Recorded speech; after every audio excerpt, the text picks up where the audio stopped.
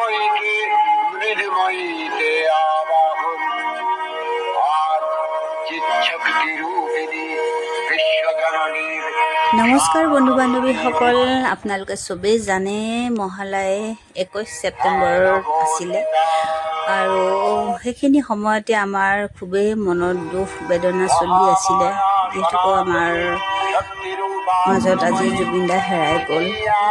তাৰ কাৰণে সঁচাকৈয়ে মনে প্ৰাণে চবেই ভাঙি পৰিছিলে। কিন্তু কি কৰিব আৰু, হ'বলগীয়া যিটো থাকে সেইটোতো হ'বই দিয়কচোন। তো মনতে নিজৰ দুখ বেদনা বান্ধি লৈ নিজৰ কৰ্ম আকৌ কৰি যাবই লাগিব সদায়।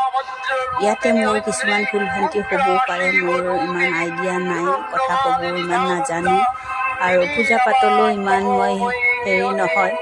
নিজৰ মনেৰে যিখিনি ভক্তি কৰিব পাৰিছোঁ সেইখিনিয়ে কৰিছোঁ। আগে পিছৰ মহালয় মই মানি আছিলোঁ, আজিও মানিছোঁ।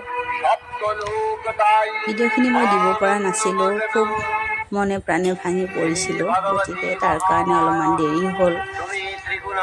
আৰু 22 ছেপ্টেম্বৰৰ পৰা 1 আগষ্টলৈকে আমাৰ নৱবৰ্ষ চলি আছে, নৱৰাত্ৰি চলি আছে।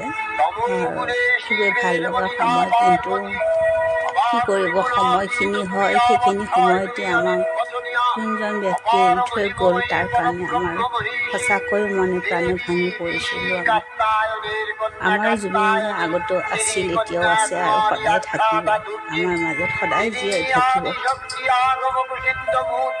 সেইটো আৰু মই নক'লেও হ'ব, চবেই জানে, গোটেই দেশবাসীয়ে ভাঙি পৰিছে।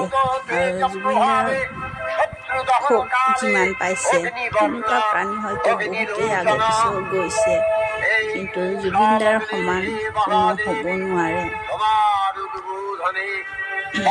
মহালয় অকণমান ৰাখি থৈছিলোঁ নিজকে সান্তনা দিবলৈ, আজি মই আপলোড কৰি